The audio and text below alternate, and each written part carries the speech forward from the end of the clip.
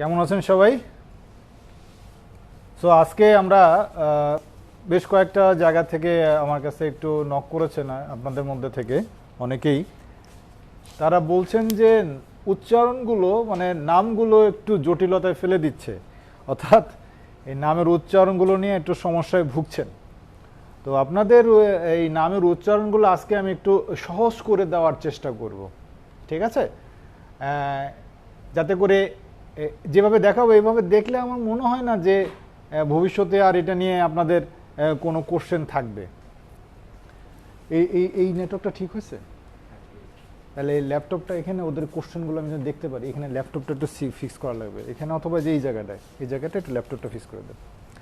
তো আমি এখানে একটা চেয়ার দিই, এখানে একটু চেয়ার দিয়ে ল্যাপটপটা ফিক্স করে দিলে হবে, যাতে করে আমি কমেন্টগুলো দেখতে পারি। তো প্রথমে যে ঘটনাটা ঘটেছে, সবচেয়ে মজার ব্যাপার যেটা, এটা আমারও, আমি যখন প্রথম হরমোনটা পড়ি আমারও কিন্তু সমস্যা হয়েছে। সেটা হলো এড্রিনোকর্টিকোট্রফিক হরমোন। এড্রিনোকর্টিকোট্রফিক এই এই এই উচ্চারণটা সহজে আসলে আসে না, তাই না? তো যাই হোক, আমি একটু দেখিয়ে দিচ্ছি কিভাবে সহজে এই উচ্চারণটাকে করা যেতে পারে। অলরেডি আমরা এড্রিনাল গ্ল্যান্ড পড়েছি, তাই না? এড্রিনাল গ্ল্যান্ড, ভালো ভালো কলমগুলো বাছাই করো এখান থেকে।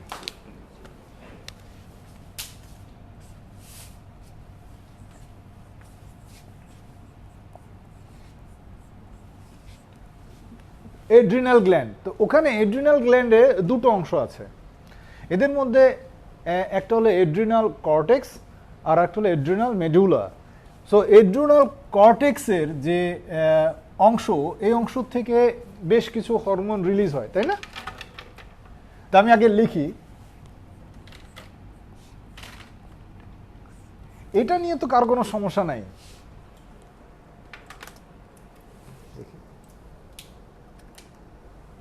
আচ্ছা, এখন লাগবে না, আগে আসতে হবে, নইলে আটকে যাবে। আসছে।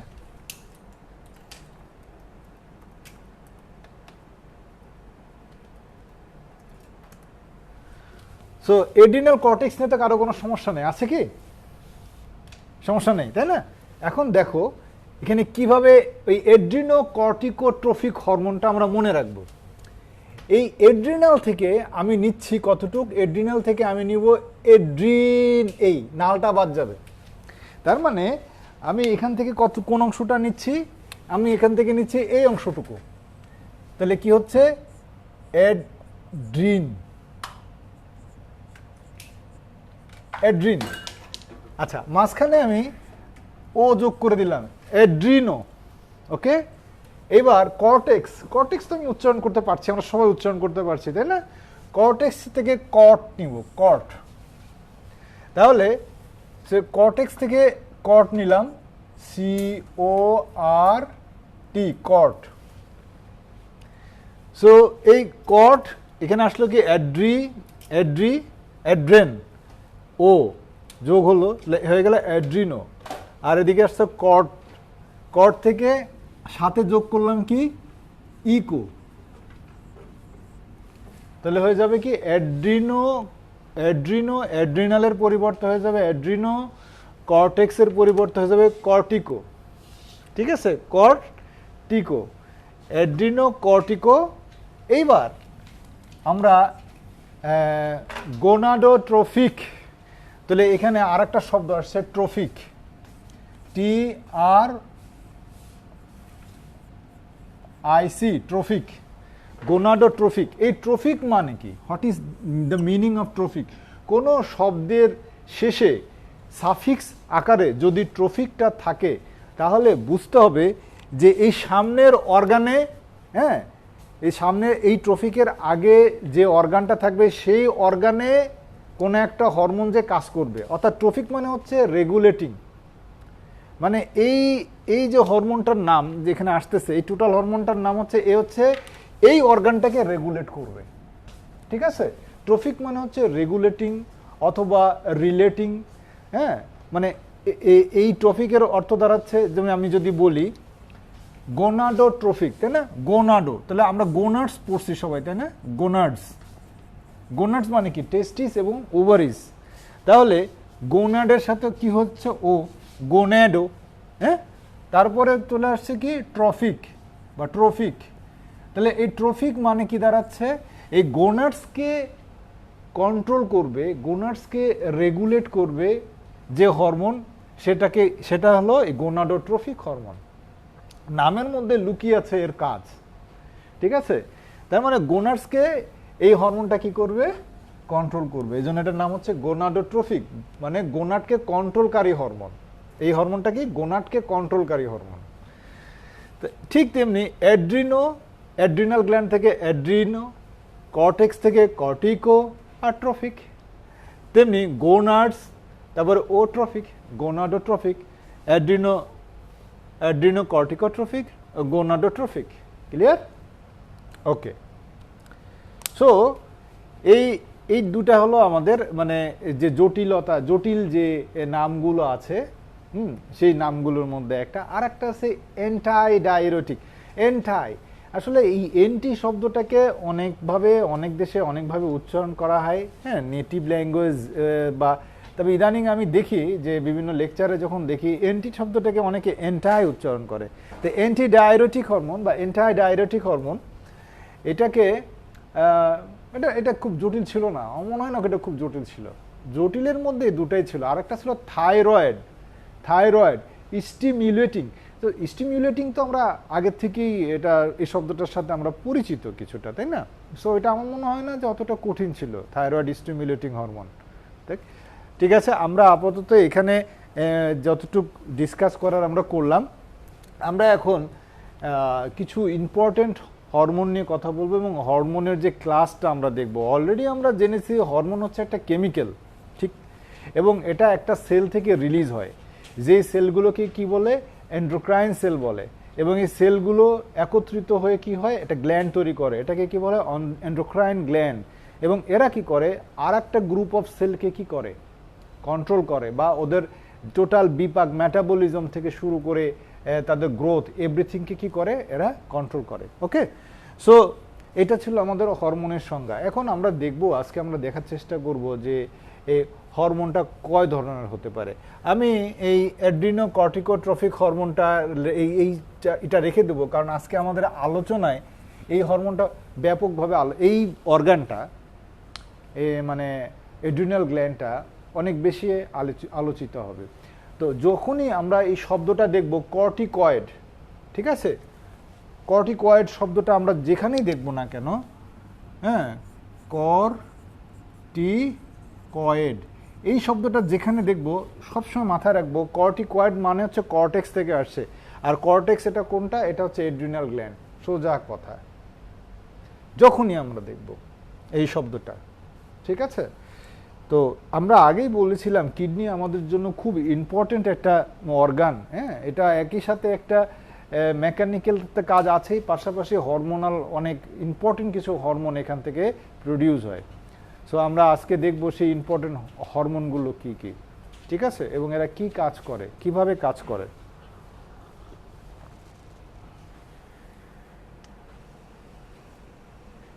আমি মাঝে মাঝে একটু কমেন্ট দেখার জন্য কিছু সময় নিব, হ্যাঁ, কমেন্টগুলো, কারণ আমি দেখি যে অনেকে অনেক সমস্যার কথা বলেন। এটা আসলে আমি যখন দেখি তখন আসলে সলিউশন দেওয়ার কোনো সুযোগ থাকে না।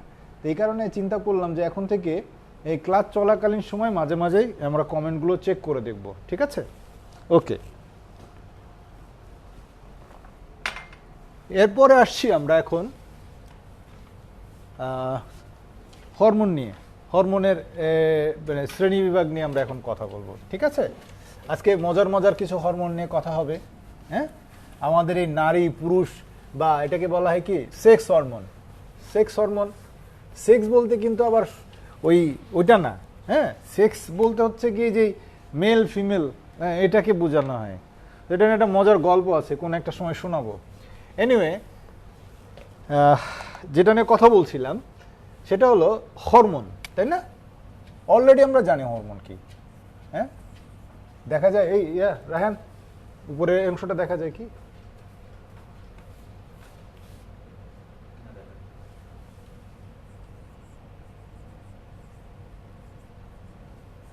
হরমোন, হরমোনটাকে এটা একটা কেমিক্যাল, এটাকে দুইটা ভাগে ভাগ করা যেতে পারে। দুইটা ভাগে ভাগ করা যেতে পারে, দুই ধরনের হতে পারে হরমোনগুলো। এটা কিসের উপর ভিত্তি করে এরা ধরন হয়? এটা হচ্ছে এদের যেখান থেকে এরা প্রডিউস হয়েছে, যেভাবে এরা প্রডিউস হয়েছে, যে ডেরিভেটিভস থেকে এদেরকে তৈরি করা হয়েছে, এটা তৈরি হয়েছে, সেই ডেরিভেটিভসের উপর ভিত্তি করে হরমোনকে একদম প্লেন কথায়, আর অনেক ক্লাসিফিকেশন আছে, আমরা একদম আমাদের যতটুকু জানলে হবে অতটুকু আমরা জানার চেষ্টা করব। হ্যাঁ, তো এরকম দুটো ক্লাসে ভাগ করা যেতে পারে। এদের একটা গ্রুপকে বলা হয় স্টেরয়েড। একটা গ্রুপকে কি বলা হয়? স্টেরয়েড হরমোন বা স্টেরয়েডাল, বা স্টেরয়েড হরমোন বললেই হবে। আরেকটাকে বলা হয় নন স্টেরয়েড হরমোন। হ্যাঁ, নন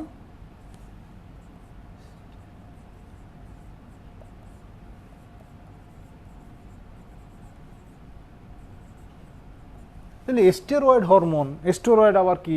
স্টেরয়েড আবার হরমোন আসলো হইলো কবে থেকে? অনেক কোশ্চেন আসতে পারে। আমরা স্টেরয়েডের কথা অনেক হয়তো শুনি, তো স্টেরয়েডে যে খেলোয়াড়রা মাঝে মাঝে কিছু স্টেরয়েড ইউজ করে। হ্যাঁ, ঠিক আছে। সো স্টেরয়েড বলতে বোঝায় যে সকল হরমোনগুলো বেসিক্যালি কোলেস্টেরল থেকে সিনথেসিস হয়, বা কোলেস্টেরল ডেরিভেটিভস যারা, এই হরমোনগুলোকে বলা হয় স্টেরয়েড হরমোন। সো এই স্টেরয়েড হরমোনের সংখ্যা পাঁচটা কি ছয়টা ধরে নিতে পারি, আমরা ছয়টা ধরে নিতে পারি, ডিসকাস করলে বুঝতে পারবেন। তো স্টেরয়েড হরমোন কি বললাম? স্টেরয়েড হরমোন হচ্ছে কি? স্টেরয়েড হরমোন হলো যে এরা কোলেস্টেরল থেকে তৈরি হয়। কোলেস্টেরল নিজেও কিন্তু একটা হরমোন, স্টেরয়েড হরমোনের মতো সে কাজ করে। কোলেস্টেরল নিজেই ইটসেলফ ইজ এ হরমোন। হ্যাঁ, সো এই কোলেস্টেরল হচ্ছে, কোলেস্টেরল থেকে যে হরমোনগুলো তৈরি হয়, অর্থাৎ কোলেস্টেরল বেস যে হরমোনগুলো আছে, এগুলোকে বলা হয় স্টেরয়েড হরমোন। আর প্রোটিন বেসড, হ্যাঁ, প্রোটিন বেস বা amino acid base, amino base যে ইয়াগুলো আছে, হরমোনগুলো আছে, এদেরকে বলা হয় নন স্টেরয়েড। তার মানে কি? কোলেস্টেরল বেস হরমোনগুলোকে কি বলা হয়? কোলেস্টেরল বেস হরমোনগুলোকে বলা হচ্ছে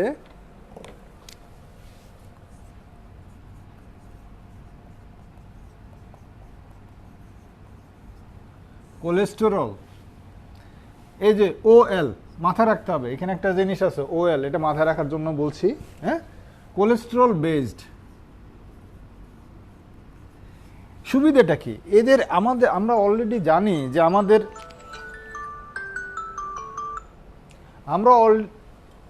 আমরা অলরেডি জানি যে আমাদের যে সেল আছে, এই সেলের যে আউটার লাইন আছে, এই আউটার লাইনটা কি? আউটার লাইনটা হচ্ছে লিপিড দিয়ে তৈরি। হ্যাঁ, কোলেস্টেরল দিয়ে তৈরি বা লিপিড দিয়ে তৈরি।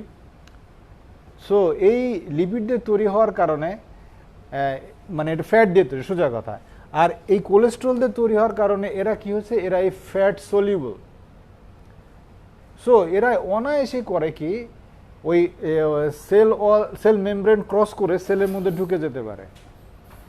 বিকজ এরা হচ্ছে কোলেস্টেরল বা ফ্যাট সলিউবল দেখে এরা সহজে কি করতে পারে? সেলের মধ্যে ঢুকে যেতে পারে এবং খুব তড়িৎ একটা অ্যাকশন দিতে পারে।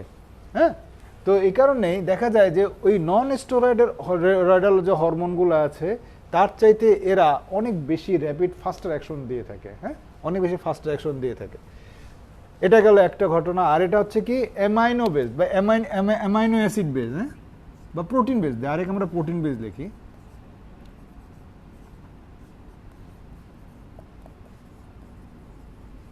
প্রোটিন বেসড, ঠিক আছে।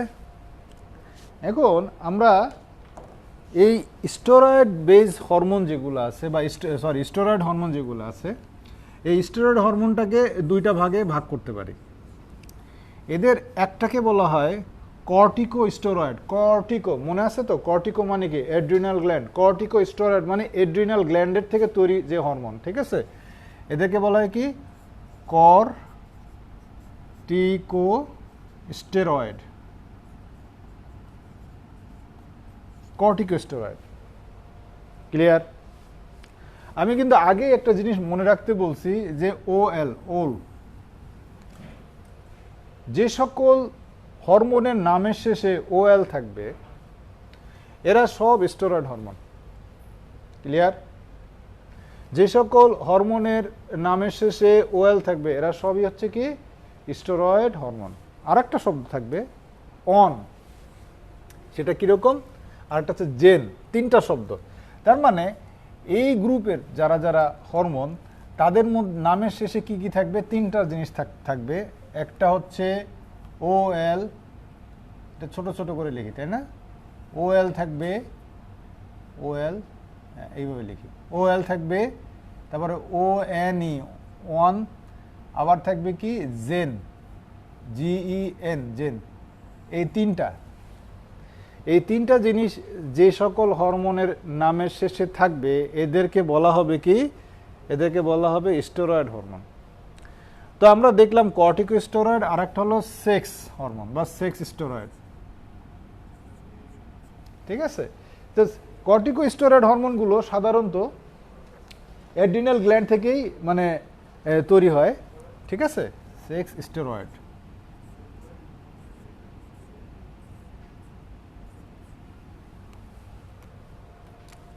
এই হলো আমাদের টোটাল, যদি আমরা স্টেরয়েডটাকে দুটো ভাগে ভাগ করতে পারি।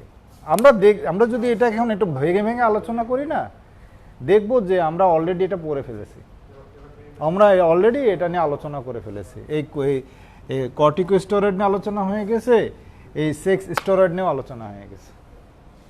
ঠিক আছে? তা আমরা দেখি আসলে ঘটনাটা কি ঘটে। এই যে কর্টিকোস্টেরয়েডের কথা বললাম, কর্টিকোস্টেরয়েডের মধ্যে আবার এখানে দুটা ক্লাস আছে। হ্যাঁ, দুটা ক্লাস আছে, বাট আরেকটাকে আসলে একটু ওটা মানে এটা মানে সেকোস্টেরয়েড বলা হয়। সো ওটা আমি একটু কথা পরে আসছি। আমরা আগে দেখি এই কর্টিকোস্টেরয়েডের বিভাজনটাকে, কি কি আছে কর্টিকোস্টেরয়েডের মধ্যে। এর মধ্যে একটা হচ্ছে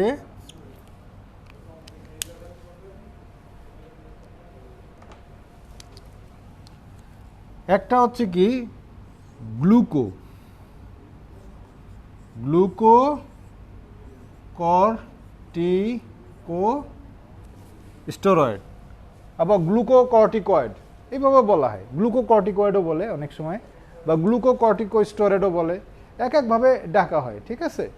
সো এই যে গ্লুকোকর্টিকোস্টেরয়েড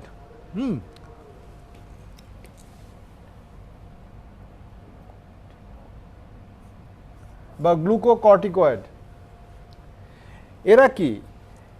এরা হচ্ছে প্রথমে আসছে কি গ্লুকোজ, হ্যাঁ, গ্লুকোজ থেকে আসছে গ্লুকোজ থেকে আসছে কি গ্লুকো, আর কর্টেক্স থেকে আসছে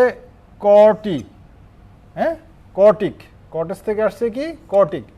আর স্টেরয়েডের OID অয়েড, এই অয়েড তো কি হয়ে গেল? গ্লুকোকর্টিকয়েড। ঠিক আছে?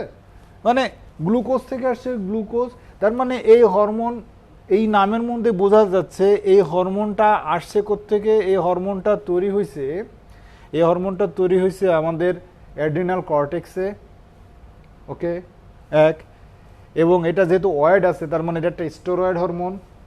দুই, এবং এটার সামনে গ্লুকোজ আছে তার মানে এটা গ্লুকোজ মেটাবলিজমে ভূমিকা রাখে। গ্লুকোজ মেটাবলিজমে এটার বড় রকমের ভূমিকা আছে। এটা অ্যান্টি ইনফ্লামেটরি অ্যাকশন দিয়ে থাকে, ইমিউনোসাপ্রেসিভ অ্যাকশন দেয়। এটা আমাদের শরীরের এর প্রভাব এই ব্যাপক। আমরা আমাদের দেহের যে ইমিউন ফাংশন এবং আমাদের দেহটাকে স্টেবল করার জন্য কোনো একটা অটো ইমিউন যে ডিজিজ তৈরি হয়, বা আমাদের শরীর কি আত্মরক্ষার জন্য কি করে, মাঝে মাঝে তারা ইনফ্লামেটরি যে মেডিয়েটরগুলো অ্যাক্টিভেট হয়ে যায়, এটাকে বলা হয় কি ইমিউন সিস্টেম, বা ইনফ্লামেশন এক ধরনের কি ইমিউন রেসপন্স। তো এই ইনফ্লামেশনের কারণে কি হয়, আমাদের দেহের মধ্যে নানা ধরনের দেখা দিতে পারে। যেমন অ্যালার্জি হলে কি চাকা চাকা হয়ে যায়, আর্টিকেরিয়া প্রচণ্ড চুলকায়।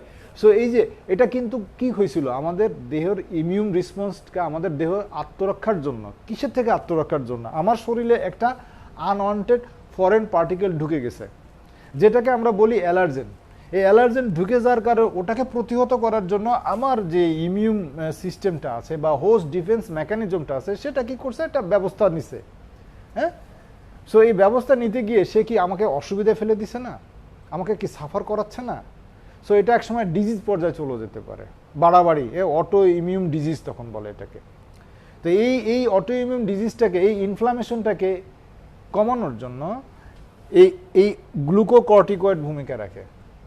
এর কিন্তু এটার নাম দেখতেছি গ্লুকোকর্টিকয়েড, বাট এর নাম কিন্তু অলরেডি আমরা জানি, আমরা পড়েছিলাম না স্ট্রেস হরমোন। হ্যাঁ, সেই স্ট্রেস হরমোনটাই হচ্ছে এটা কর্টিসল। ঠিক আছে, কর্টিসল। তাহলে আমরা দেখতেছি কি, এই যে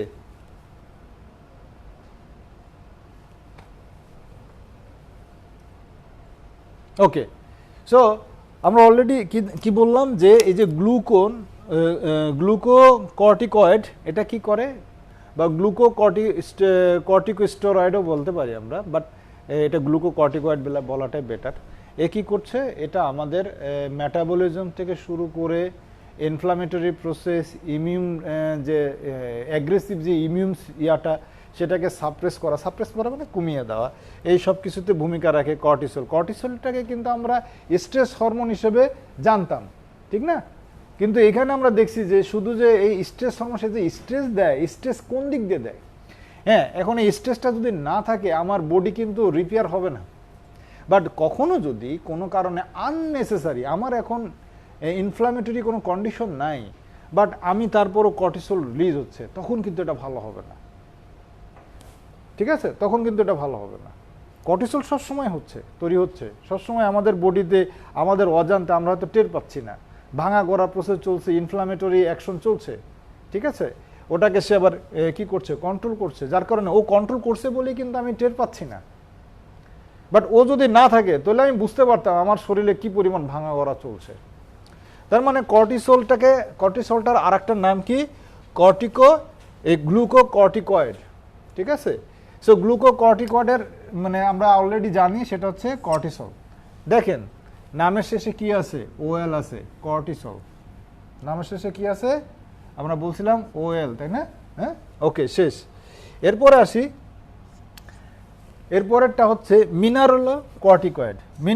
মিনারেল মানে কি? মিনারেল হচ্ছে সোডিয়াম, আমরা যে খাই পানির মধ্যে থাকে, বা আমাদের শাকসবজির মধ্যে আমাদের শরীরে এটা ঢোকে, এবং এই মিনারেলগুলো ট্রেস এলিমেন্ট নামেও পরিচিত। এগুলো না থাকলে কিন্তু আমরা বাঁচবো না। এরা আমাদের শরীরের যে টোটাল নিউরো ট্রান্সমিটারের যে অ্যাক্টিভিটিস থেকে শুরু করে আমাদের হরমোনাল অ্যাক্টিভিটিসগুলো সব কিছুর মধ্যে এদের কিন্তু বিশেষ একটা অবদান আছে। ঠিক আছে, সো আমরা যদি এই কোনোভাবে যদি এই যে সোডিয়াম আছে, পটাশিয়াম আছে, ক্লোরাইড আছে, আয়রন আছে, ক্যালসিয়াম আছে, এরা কিন্তু একটা ব্যালেন্সিং কন্ডিশনে আছে। কোনো কারণে কোনো একটা ব্যালেন্স যদি নষ্ট হয়, স্পেশালি যদি সোডিয়াম এবং পটাশিয়ামের ব্যালেন্সটা যদি কোনো কারণে ইমব্যালেন্স হয়ে যায়, তখন এটাকে বলা হয় ইলেকট্রোলাইট ইমব্যালেন্স। এদেরকে কিন্তু আরেকটা নামে ডাকা হয় ইলেকট্রোলাইট। কেন? কারণ এদের প্রত্যেকেরই কি আছে, চার্জ আছে। ঠিক আছে, এই যে চার্জ, এই জন্য এটাকে বলা হচ্ছে ইলেকট্রোলাইট। তো এটা যদি কোনো কারণে ইমব্যালেন্স হয়ে যায় তখন এটাকে বলা হয় ইলেকট্রোলাইট ইমব্যালেন্স। আর যখনই ইলেকট্রোলাইট ইমব্যালেন্স হবে তখনই কি হবে, তখনই আমাদের শরীরের মধ্যে ভয়াবহ মানে ইমব্যালেন্স দেখা দেবে, এবং অ্যানাফাইল্যাকটিক শক বা বিভিন্ন ধরনের শকে আমরা চলে যেতে পারি। এনিওয়ে, তো এই মিনারেলগুলো যে হরমোন কন্ট্রোল করে, বা এই ইলেকট্রোলাইটগুলোকে যে হরমোন কন্ট্রোল করে, সেটাকে বলা হয়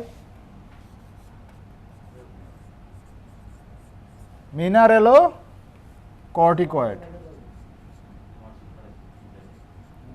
এইটাও কিন্তু আমরা জানি, আমরা হয়তো আরেকটা নাম শিখছি, ওই হরমোনটার গ্রুপের নাম শিখছি, বাট এটাও কিন্তু আমরা জানি। সেটা কি বলতে পারবেন কেউ?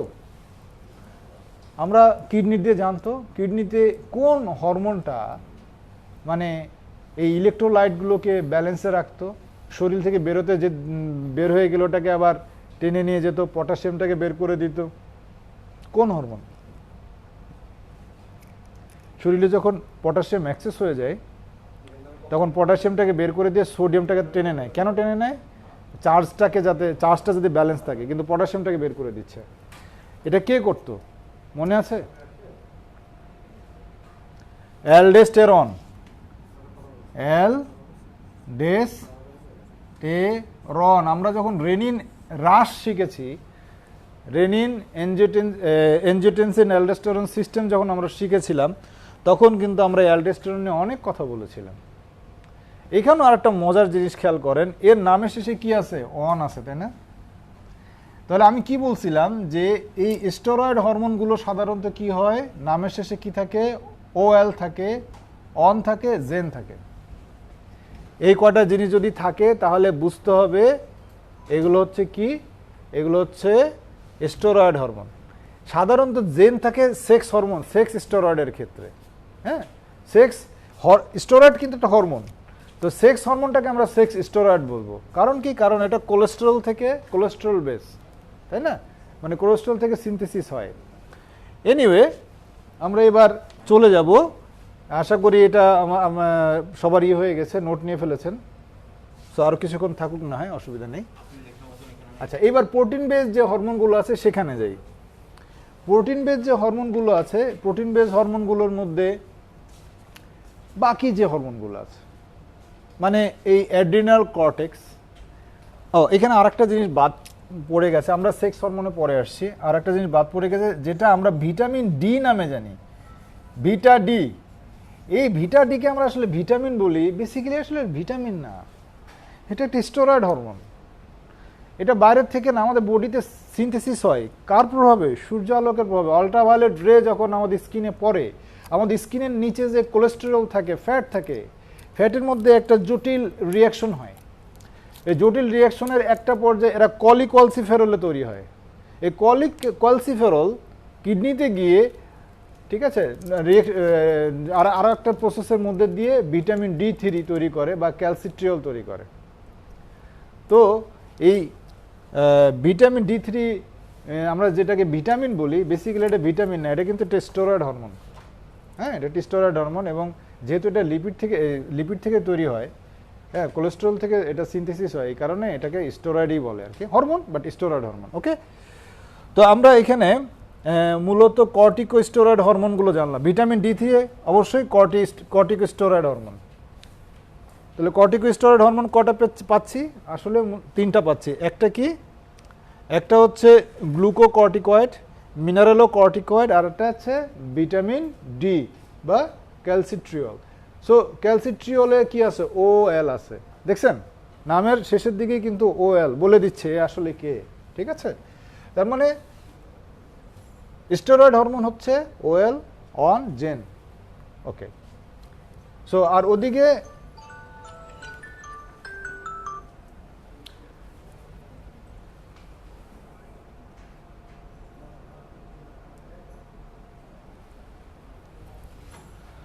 সো এদিকে আমরা আর একটা অংশ দেখে নিই। এখানে কি হচ্ছে? এখানে হলো কয়েকটা হরমোনের উদাহরণ হিসেবে দিচ্ছি, যেমন গ্লুকাগন, যাতে করে আপনাদের বুঝতে সুবিধা হয়। থাইরক্সিন, ঠিক আছে? আমি একটু লাইভ ক্লাসে আছি, ওকে, পরে কথা বলি। হ্যাঁ,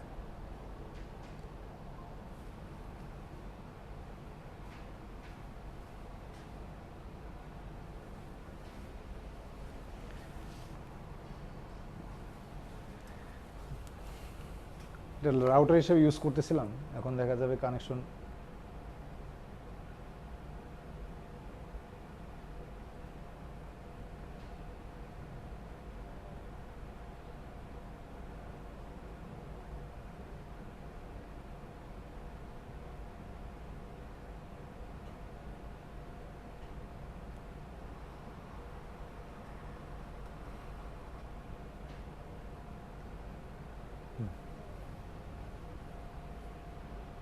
ওকে, সো আমরা এখন থাইরক্সিন,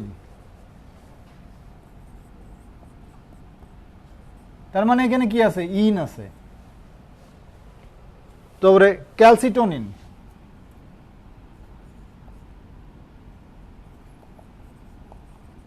কি আছে? ইন আছে। মেলাটোনিন, কি আছে? ইন, তাই না? তার মানে এই স্টেরয়েড সরি প্রোটিন বেস যে হরমোনগুলো আছে বা অ্যামাইনো অ্যাসিড ডেরিভেটিভ যারা, এই হরমোনগুলোর শেষের দিকে কি থাকে, এই ইন টাইপ জিনিস থাকে, এন অথবা ইন। ওকে, আরও কিছু জিনিস থাকে, আমি আস্তে আস্তে একটা ধাপে ধাপে আসছি। যেমন সোমাটোস্ট্যাটিন, দেখেন ওই ইন, হ্যাঁ। তারপরে গ্লুকাগন, এটা ব্যতিক্রম। ইনসুলিন, ইনসুলিন কি ইন, আবার আছে কি গ্লুকাগন। তো এখানে আর একটা জিনিস আসবে, তাহলে এখানে আর একটা জিনিস আসবে, এখানে তাহলে এই হরমোনগুলোর মধ্যে এখানেও তিনটা, এখানে যেমন তিনটা জিনিস ছিল, এখানেও কিন্তু তিনটা জিনিস, নামের শেষে কি থাকবে, ইন থাকবে অথবা গন থাকবে। এটাই সাধারণত বেশি দেখা যায়, হ্যাঁ, এই দুইটা জিনিস বেশি দেখা যায়। আমরা যে হরমোনগুলো পড়বো এই দুইটার মধ্যে সীমাবদ্ধ, এর কারণে আমি আর বাড়তির দিকে যাচ্ছি না। যত বেশি মাথায় স্টোর করব তত বেশি ভুলে যাব। তাহলে আমরা কর্টিকোস্টেরয়েড কেন জানলাম, কারণ আমাদের এই ধরনের কিছু ড্রাগ আছে, এই কারণে কর্টিকোস্টেরয়েড গুলো আমাদের জানতে হবে, ঠিক আছে। কর্টিকোস্টেরয়েডের ভূমিকা ব্যাপক, যদিও হরমোন মাত্র 5টা, বাট 5টার মধ্যে সবচেয়ে বেশি ইম্পর্টেন্ট যেটা, সেটা হলো এই বিশেষ করে কর্টিকোস্টেরয়েডের মধ্যে, সেটা হচ্ছে কি গ্লুকোকর্টিকয়েড। হ্যাঁ, এটা না হলে আমাদের যে আমি বলছি না অ্যান্টি ইনফ্ল্যামেটরি যে সমস্যাগুলো আছে, ইনফ্ল্যামেটরি যে সমস্যাগুলো আছে বা অটো ইমিউন যে ডিজিজগুলো, এগুলো কিন্তু কন্ট্রোল করা যাবে না।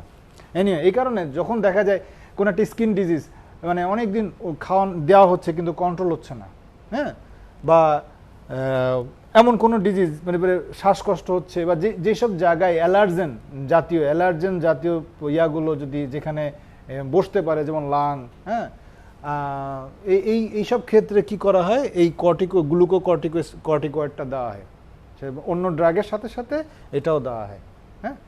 ওকে, সো আমরা কর্টিকোস্টেরয়েড শেষ করলাম।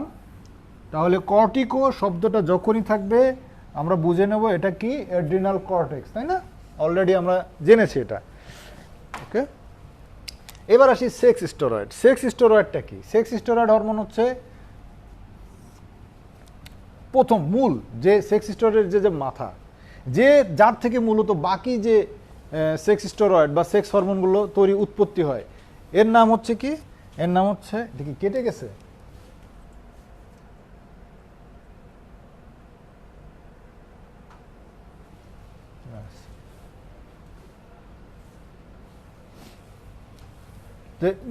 যে কি কি আছে, প্রথম হচ্ছে অ্যান্ড্রোজেন। এই অ্যান্ড্রোজেন কি করে, নানাভাবে এর প্রিকারসার, এটাই হচ্ছে বাকি যে সেক্স স্টেরয়েড হরমোনগুলো আছে তার প্রিকারসার। এর থেকে অ্যান্ড্রোজেন থেকে আসতে, আবার অ্যান্ড্রোজেন কোথেকে তৈরি হয়, অ্যান্ড্রোজেন কিন্তু কোলেস্টেরল থেকে তৈরি হয়। এই কোলেস্টেরল থেকে অ্যান্ড্রোজেন তারপরে কনভার্ট হয়ে বাকি যে হরমোনগুলো আছে সেগুলোতে পরিণত হয়, যেমন এস্ট্রোজেন, প্রোজেস্টেরন, তারপরে টেস্টোস্টেরন, আরও ডিভিশন আছে। তা আমি এগুলো পরে নিয়ে কথা বলছি, আগে আমরা দেখে নিই প্রধান তিনটা যে ইয়াটা দেখে নিই। সেটার মধ্যে প্রথমে হচ্ছে কি, অ্যান্ড্রোজেন। কি পেলাম, জেন, তাই না? এই যে বলছিলাম জেন। তারপর হচ্ছে এস্ট্রোজেন,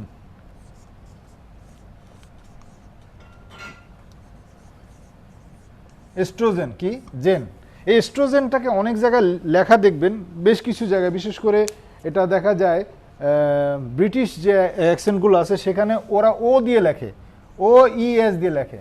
তো আমরা ওদিকে যাব না, ঠিক আছে। যদি কখনো পান, এটা এই একই জিনিস কিন্তু, আমরা যেমন ইসোফেগাসের ক্ষেত্রে এই একই ধরনের ঝামেলায় পড়ি মাঝে মাঝে, ঠিক এখানেও একই সমস্যা দেখা দেয়। তো ওটা আমরা মাথা নিব না। তাহলে কি পাচ্ছি আমরা, অ্যান্ড্রোজেন, ইস্ট্রোজেন, আর একটা হলো টেস্টোস্টেরন।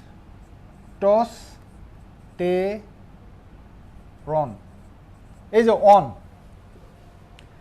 অনগুলো কি হয়, অনগুলো আবার এখান থেকে তৈরি হয়, যেমন অ্যান্ড্রোজেন সিনথেসিস হয়ে এর যে প্রধান যে এটা অ্যান্ড্রোজেন একটা গ্রুপ অফ মেল হরমোন। এই মেল হরমোন এখান থেকে কনভার্ট হয়ে টেস্টোস্টেরন তৈরি হয়, তারপরে অ্যান্ড্রোস্টেরন তৈরি হয়। এবং ডিহাইড্রো টেস্টোস্টেরন তৈরি হয়। তো আমরা এগুলো যখন মেল এবং ফিমেল সেক্স হরমোনগুলো নিয়ে যখন কথা বলবো তখন ওগুলো আলাদা আলাদাভাবে ডিসকাস করব। আপাতত আমরা শুধু জানি যে অ্যান্ড্রোজেন, ইস্ট্রোজেন আর হচ্ছে প্রোজেস্ট্রোজেন। প্রোজেস্ট্রোজেন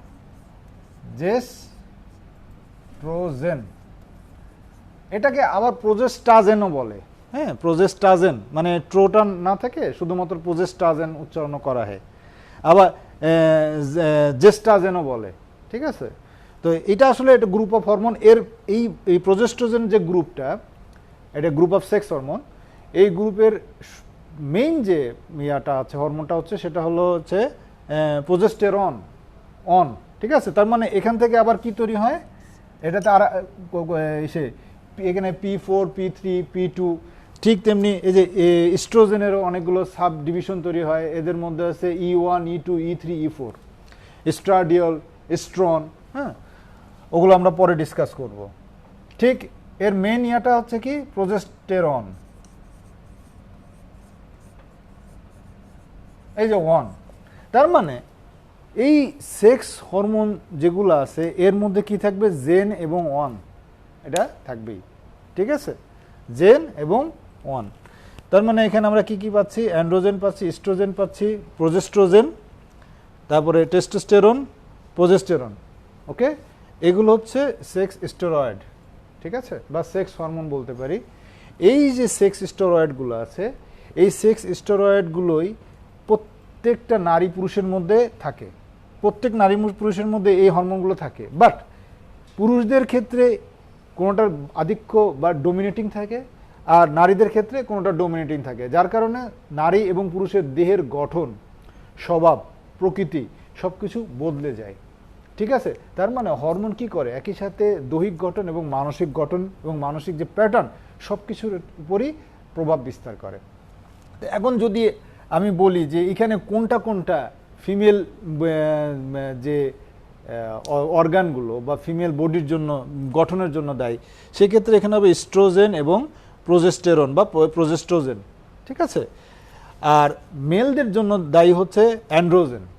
অ্যান্ড্রোজেন যে প্রথম যে অ্যান্ড্রোজেনের সবচেয়ে বেশি যেটা ফিমেল ক্যারেক্টারিস্টিকের জন্য দায়ী বা ফিমেলের যে বডির গঠনের জন্য দায়ী, সেটা হচ্ছে টেস্টোস্টেরন।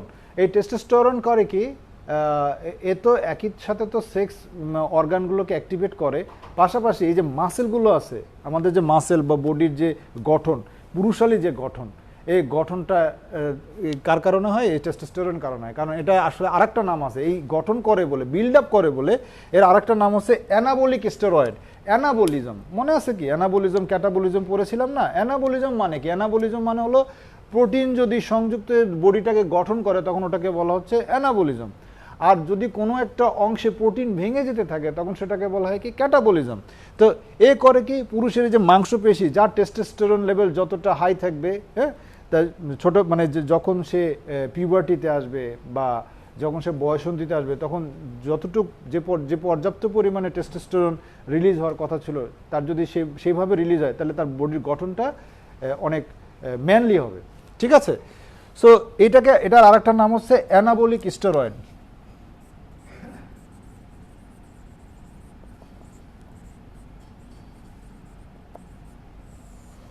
Anabolic steroid. তা আমরা যখন মেল এবং ফিমেল সেক্স অর্গান নিয়ে এবং সেক্স হরমোন নিয়ে পড়ব আলাদা করে, তখন আমরা এটা নিয়ে আরও সুন্দর করে আরও ডিটেলসে যাব। আপাতত হরমোন কয় ধরনের হয় সেটা বোঝানোর জন্য আজকে এই কথাগুলো বলা হলো। হরমোন দু ধরনের হয়, একটা হচ্ছে স্টেরয়েড হরমোন, আর একটা হচ্ছে নন স্টেরয়েড হরমোন। তো স্টেরয়েড হরমোন কয়টা, সাধারণত 5টা, আর নন স্টেরয়েড হরমোন অনেক, ঠিক আছে। স্টেরয়েড হরমোন কারা, যারা কোলেস্টেরল বেস, এবং এরা ম্যাক্সিমাম কোথায় তৈরি হয়, 3টা জায়গায় তৈরি হয়।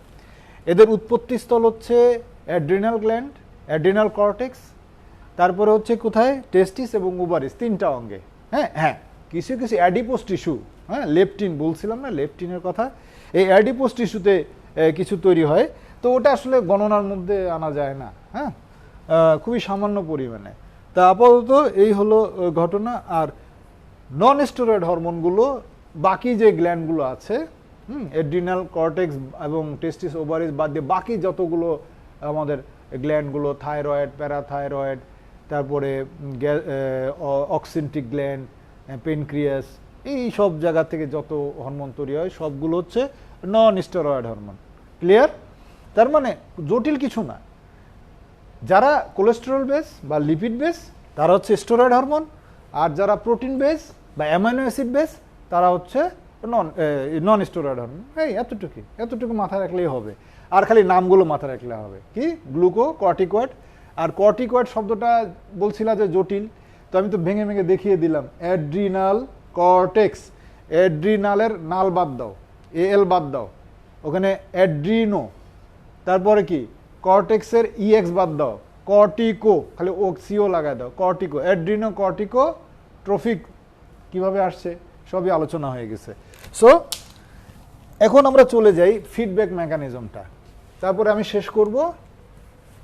আজকে আর বেশি সময় নিব না। তোমাদের পরীক্ষাগুলো আমি কালকে আর একটা ক্লাস নিব, আর আজকে একটা ভিডিও আপলোড করে দিব। এই ভিডিও এবং কালকের ক্লাস নেয়ার পরে তারপরে একসাথে অনেকগুলো লেকচার শিট দিয়ে দিব এবং বলে দিব কোন লেকচার শিটের উপরে কবে কি পরীক্ষা হবে, যাতে তো ওই সময়টার ক্লাস হবে না, ওই সময় শুধু পরীক্ষাই হবে। সকালে এবং বিকালে 2 টাইমে পরীক্ষা হবে। ঠিক আছে? অল্প অল্প করে চ্যাপ্টার দিব, দুটো করে পরীক্ষা হবে, যাতে করে খুব ভালো মতো করে সাবজেক্টগুলো আয়ত্তে চলে আসে।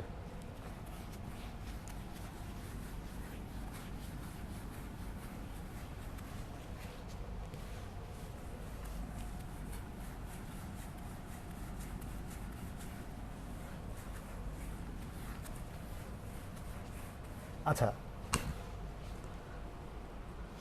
আপনারা তো বোধহয় জানেন, অলরেডি আমরা কথা বলেছি যে আমাদের শরীরের যে মানে এনার্জিটা, আমাদের সেলগুলোর যে এনার্জি পায় থেকে, তাই না? আমরা যা খাই এই খাবার থেকে এনার্জিগুলো আসে।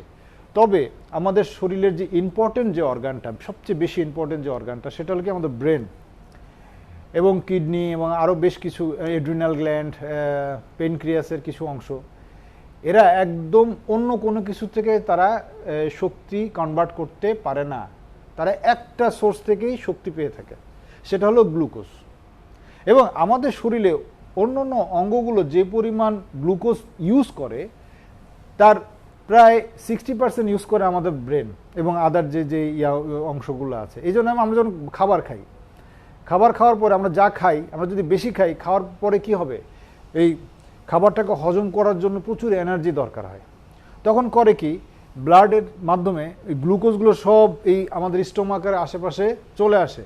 ফলশ্রুতিতে আমাদের কিন্তু বেশি খাবার খেলে দুপুরবেলা দেখবেন ঘুম পায়। এই ঘুম পাওয়ার কারণটাই একটাই, গ্লুকোজ লেভেলটা ফল করে যায়। ফল করে মানে কি, গ্লুকোজ সব কাজে লাগে কি, ওই স্টোমাকে যা ঢুকছে 2 ঘন্টার ভিতরেই যত খাবারই ঢুকুক না কেন, ইমটিম টাইম কত 2 আওয়ার্স, 2 আওয়ার্সের ভিতরে গ্যাস্ট্রিকটাকে খালি করতে হবে, পাকস্থলীটা খালি করতে হবে। সো ওরা কাজে নেমে পড়ে। এনিওয়ে, আবার আমরা যখন দৌড়ানোর সময় কি হবে, প্রচুর বার্ন হয়। বার্ন হলে আমাদের কি, আমাদের গ্লুকোজের চাহিদা বেড়ে যায়। ঠিক আছে? বার্ন হলে অক্সিজেনের চাহিদাও বেড়ে যায়, গ্লুকোজের চাহিদাও বেড়ে যাবে। এই জন্য সবগুলো অঙ্গগুলো বেশি কাজ করা শুরু করে, হার্টবিট বেড়ে যায়। ঠিক না? তো এইরকমই আমরা আজকে দেখব যে আসলে গ্লুকোজের চাহিদাটা কিভাবে সে আমাদের বডি, আমাদের ব্রেনকে জানায়, সেটা আমরা জানবো, এবং এই চাহিদাটা কিভাবে পূরণ হয় সেটাও আমরা জানবো। ঠিক আছে? এখন দেখেন, এই গ্লুকোজ আমরা জানি ইন এ কমন সেন্সে, আমরা যতটুকু জেনেছি যে আমরা যে যত ধরনের সুগার জাতীয় খাবার খাই বা কার্বোহাইড্রেট খাই, কার্বোহাইড্রেটগুলো কি কি? কার্বোহাইড্রেটগুলো হচ্ছে শর্করা জাতীয় খাবার, যেমন ভাত, রুটি, এই ধরনের খাবার, আলু, এই সবগুলো হচ্ছে কার্বোহাইড্রেট টাইপের খাবার। এই খাবারগুলো থেকে আমরা শর্করা পেয়ে থাকি। এই শর্করা ডাইরেক্ট কী হয়, গ্লুকোজে কনভার্ট হয়। কিন্তু এটা আসলে সত্য না। এটা সত্য, বাট শুধু এখান থেকে বা এটা সত্য না। আমরা যাই খাই না কেন, প্রোটিন খাই, লিপিড, ফ্যাট খাই, যাই খাই না কেন, তার বিভিন্ন রিয়াকশনের মাধ্যমে একটা সময় যে গ্লুকোজে পরিণত হয়। তার মানে ঘটনাটা উল্টাও ঘটে, হ্যাঁ, রিভার্সও হয়। যেমন আমি ভাত খাচ্ছি কিন্তু আমার শরীরে চর্বি জমতেছে। কারণ কি? কারণ আমি যে ভাত খাওয়ার পরে গ্লুকোজ হচ্ছে, গ্লুকোজটা কিন্তু কনভার্ট হয়ে একটা সময় ফ্যাট হিসেবে, কোলেস্টেরল হিসেবে জমা হচ্ছে আমাদের শরীরে। ঠিক আছে? সো শুধু যে গরুর চর্বি বা এইসব মানে চর্বি জাতীয় জিনিস খেলে শরীরে চর্বি হয় তা কিন্তু না, এটা সত্য না। হ্যাঁ, ঠিক আছে? তো আমরা এখন একটু জাস্ট 2 মিনিট সময়ের মধ্যে দেখার চেষ্টা করব মানে আমাদের দেহে কিভাবে, যেমন এটা একটা ব্লাড ভেসেল, এটা একটা ব্লাড ভেসেল, ব্যাগের মধ্যে একটা লাল লাল সাইন পেন আছে।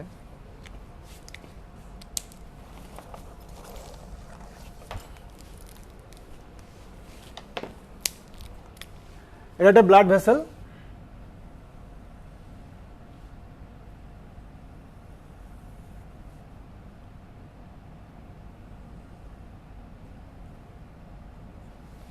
ঠিক আছে, আমি জাস্ট একটা অংশ কেটে দেখাচ্ছি।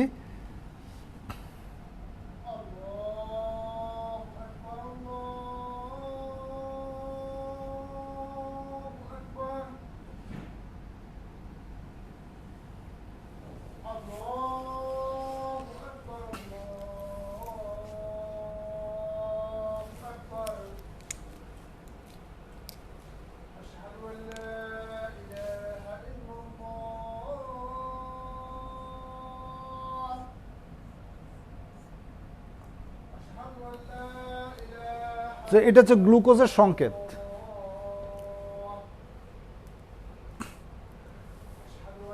তো আমাদের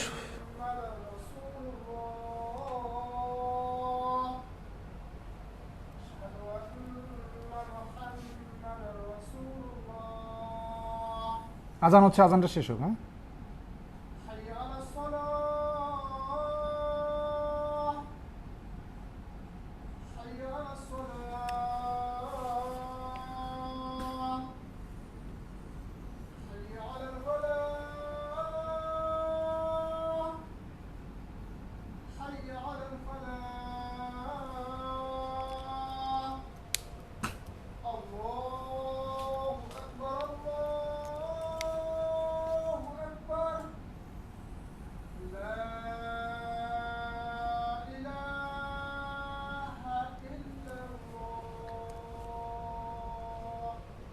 ক্লাস চালানোকালীন সময়ে কখন আর এই কাজটা করবো না, বাইরে যা আজান দিবে। হ্যাঁ, এটা ইম্পর্টেন্ট না, ঠিক আছে?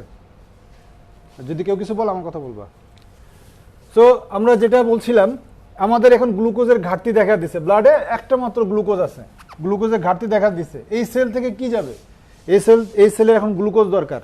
এই সেলটা হচ্ছে গ্লুকোজ দরকার, কারণ সে শক্তি লাগবে, আর গ্লুকোজ হচ্ছে একমাত্র ফুয়েল যে তাকে শক্তি দিবে। তখন সে করবে কি, সে একটা ফিডব্যাক পাঠাবে যে আমার গ্লুকোজ দরকার। কার কাছে পাঠাবে? কার কাছে পাঠাবে? ব্রেনের কাছে পাঠাবে, হাইপোথ্যালামাসে যাবে। ফিডব্যাকটা কার কাছে, কোথায় যাবে? হাইপোথ্যালামাসে।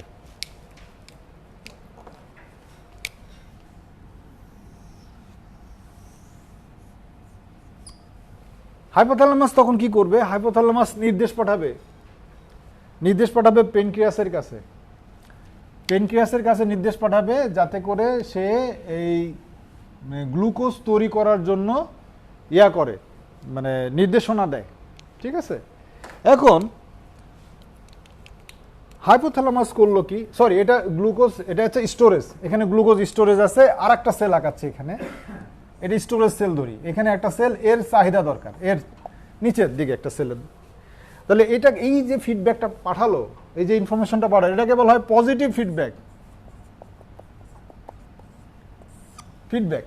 তো তখন হাইপোথ্যালামাস করবে কি, রিলিজিং হরমোন রিলিজ করবে, রিলিজিং হরমোন। সেই রিলিজিং হরমোন যখন প্যানক্রিয়াসের বিটা সেলে আসবে, আলফা সেলে আসবে, আলফা সেলে আসলে কি হবে? আলফা সেলে আসলে, প্যানক্রিয়াসের কোন সেলে আসলো? আলফা সেলে। এই প্যানক্রিয়াসটা কোথায় থাকে? এটা হচ্ছে আমাদের গাট ওয়ালের সাথে সংযুক্ত থাকে, ঠিক স্টোমাকের পেছন দিক দিয়ে উপর দিকে উঠে আসে, দেখতে জিহ্বার মতো। আমরা একটু এখানে একে দেখাচ্ছি প্যানক্রিয়াসটা দেখতে। এটা যদি হয় গাট, এটা একটা গাট ওয়াল, সো এইরকম, হ্যাঁ এরকম। এই তো এই জায়গাটায় আলফা সেল এবং বিটা সেল নামে দুই ধরনের এন্ডোক্রাইন সেল থাকে। এই আলফা সেল থেকে তখন কি হবে? এটাতে এন্ডোক্রাইন সেল, এটাকে বলা হচ্ছে কি আলফা সেল। এটা হচ্ছে আলফা।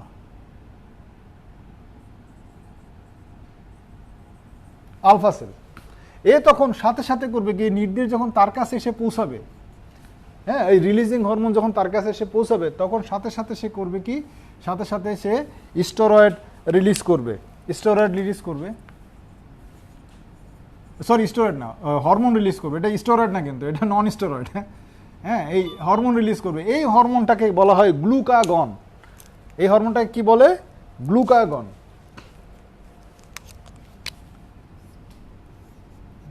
গ্লুকাগন।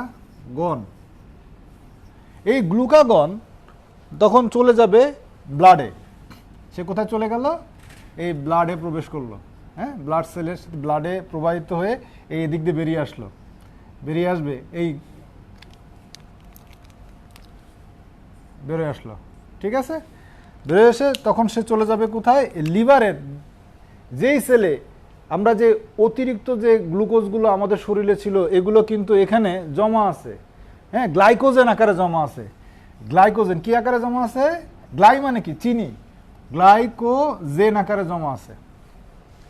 তখন হবে কি, এই হরমোনগুলো যখন এখানে যাবে, এই যেটা হচ্ছে হরমোন রিসেপ্টর, এই যায় কি করলো, এখান থেকে রক্ত দিয়ে আবার বেরিয়ে যাবে, সে বেরিয়ে টার্গেট সেলে চলে যাবে। টার্গেট সেলে লিভারের, হ্যাঁ, লিভারের হেপাটোসাইট বলে এটাকে। এই হেপাটোসাইটে চলে গেল, চলে গিয়ে বাইন্ড করলো। বাইন্ড করার সাথে সাথে এখানে যে গ্লাইকোজেন আছে, গ্লাইকোজেনটা ভেঙে যাবে। এই গ্লাইকোজেন ভেঙে যাওয়াটাকে বলা হয় গ্লাইকোজেনোসিস বা গ্লুকোজেনোসিস।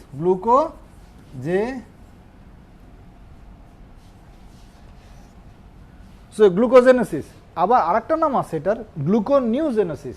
গ্লুকোনিউ,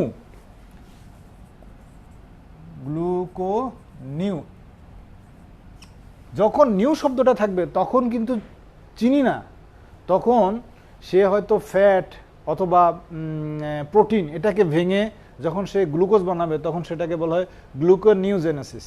তা আমরা আপাতত গ্লুকোজেনোসিস নিয়ে থাকি। হ্যাঁ, ওর দরকার নেই। তখন করবে কি, ব্রেকডাউন করে প্রচুর পরিমাণে গ্লুকোজ যতটুকু লাগবে তার চাইতে একটু বেশি সে রিলিজ করে দিবে।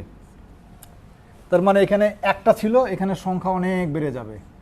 ঠিক আছে, অনেক সংখ্যা বেড়ে যাবে। হ্যাঁ, সংখ্যা বেড়ে যাবে। সো আমাদের প্রয়োজনীয় চাহিদা মিটে গেল। এইবার যখন বেড়ে যাবে তখন সে আবার ফিডব্যাক পাঠাবে, আর লাগবে না আমার। ফিডব্যাক পাঠাবে, লাগবে না। এটা কি ক্রস ফিডব্যাক। আমি এটাকে বলবো কি নেগেটিভ ফিডব্যাক, আর এটাকে প্লাস দিব, আর এটা মাইনাস দিব। হ্যাঁ, এবার এটা আগেরটা ছিল কি প্লাস, আগেরটা ছিল প্লাস, এখনটা হচ্ছে মাইনাস। সে বলতেছে বন্ধ করে দেওয়ার জন্য, তখন সে ইনহিবিন রিলিজ করবে। কি রিলিজ করবে? ইনহিবিন।